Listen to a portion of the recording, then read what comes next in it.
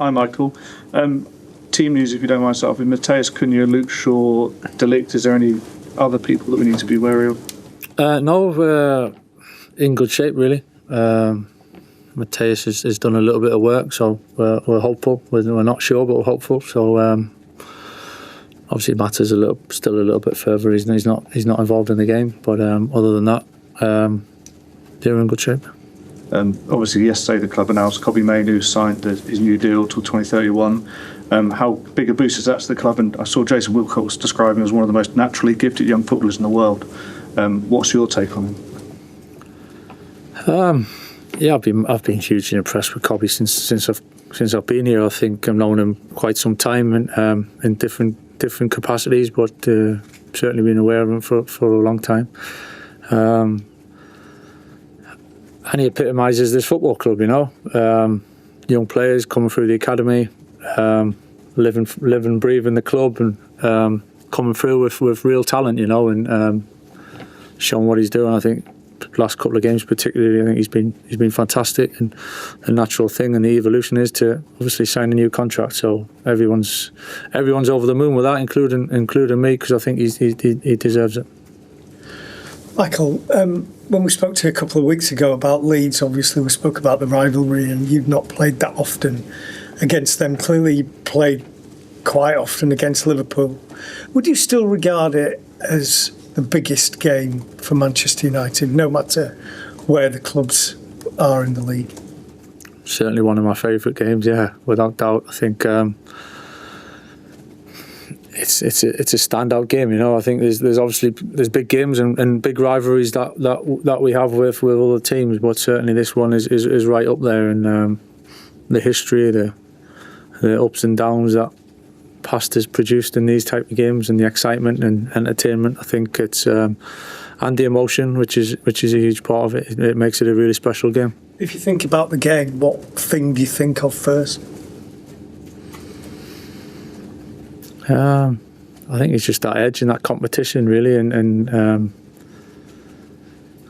irrespective of league positions over the years of who's been on top at certain times or whatever, it's never really changed the feeling of the game and the emotion and the supporters. And I think it's and really appreciating what it means to the supporters. I think we have to do that. It's just a special game, you know, to be part of, and obviously to come out on top is one of the best feelings you'll get. Ben.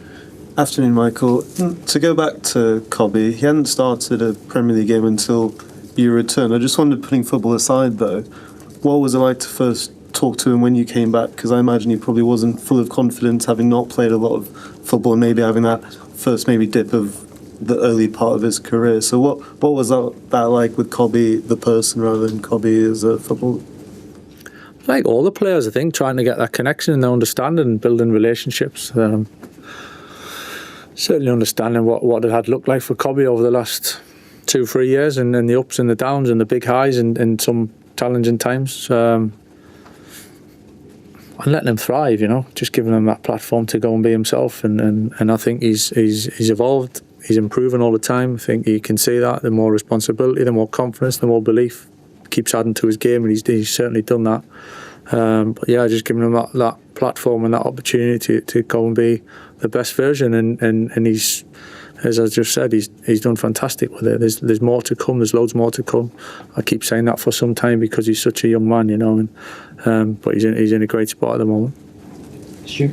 Michael, you said there's loads more to come. By the end of this contract, it'll be sort of mid-20s. What do you think he could achieve here, beyond in that time?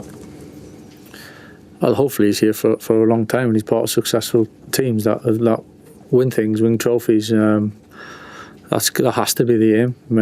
It's not going to be easy. It's not going to be straightforward. But that's got to be the challenge, and that's got to be the aim of Kobbie is to be the best version of himself and keep pushing, keep improving. But certainly having a platform of a team and the football club that's in a good place to keep pushing forward as well. And we want to be competing for the biggest of trophies, and we've done it in the past, and we need to do it again. Time. Hi, Michael. You've had a very settled team since you've come back, and obviously the schedule has helped with that. Do you think the squad is deep enough and big enough to compete on maybe 4 fronts next year and play 60 games rather than 40? Well, it's certainly a different challenge to what we've had over the last 3 or 4 months. It's a natural one. I think it's where we want to be. So it's a real positive if that is the case. If we get in the position that we want to finish in the league to be able to do that. And obviously evolving all the time. I think always trying to improve, always trying to be stronger. Whether that's quality, whether that's depth, whether that's the makeup of the squad, the balance of the squad, the balance of the team. Constantly pushing to move forward, really. Jamie? Michael, you played central midfield for this club until you're sort of 36, 37. Casemiro's now 33, 34. What's the key to doing it as you get a little bit older? Why has Casemiro been so good this year? And also, do you actually give him any advice, or you just don't need to because he is sort of like quite an accomplished player?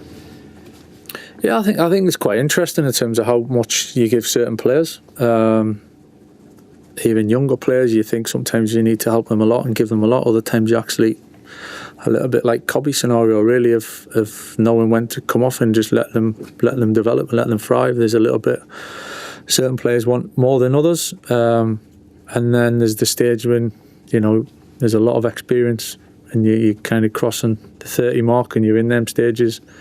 Players are a lot of the time of a little bit what they are and trusting them to know themselves as well, and speaking to them on a level really where there's an understanding there. And certainly with Cassie, that's been the case of knowing what he's good at, what he can bring to the team, trying to play to his strengths if anything, and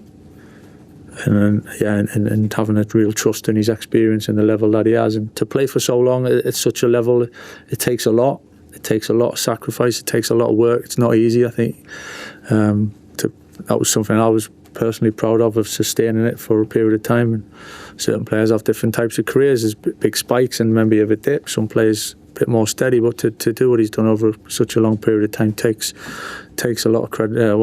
It takes a lot of work and a lot of credit for everyone for doing what he has. Richard. Hi, Michael. You said that Liverpool and United's a big game irrespective of league position, but this year there's the chance to finish ahead of them, whereas obviously last year there's a big difference in the table between the clubs. And what would it mean this year if you can? Yeah, I just think this probably shows the improvements of the group really and getting stronger, and then to be coming into this game in such a good position, on the back of good results and trying to achieve and moving forward. So fully aware of the situation in the league and how close it is between us, but that's not something really we've focused on going into this game. I think it's a one-off game. I think they've got some terrific players. They're a good team. They won the league last year, and obviously we respect everything that goes into the game. So we're treating it as that, as a one-off game. The league position is what it is, but Sunday's a whole different ball game. David. Just following on from Simon's question, which I was going to ask, what does it say about the respective standings of yourselves and Liverpool and the kind of enduring global appeal of both clubs, that even though you're not going for the title, even though it's between City and Arsenal, this is still the standout game, the biggest game, and it'll be watched around the world by tens of millions of fans? What does that say about the two clubs?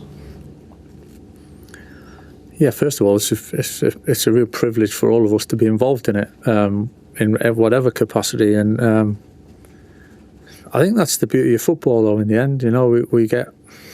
We all get wound up at times in different ways about what's going on week to week, from club to club and the ups and downs, but talking about a career as an individual, of sustaining a career, but to sustain a level of performance over a period of time for each football club. And then I think there's a way of how you do it as well, and what the standards look like, what it means, what the behaviours and what you stand for as a football club. And I think it's two incredible football clubs, and to be so close together in so many ways, to titles and geographical, not far away. I think it to have such an impact over such a period of time is quite special, and I think we all appreciate that.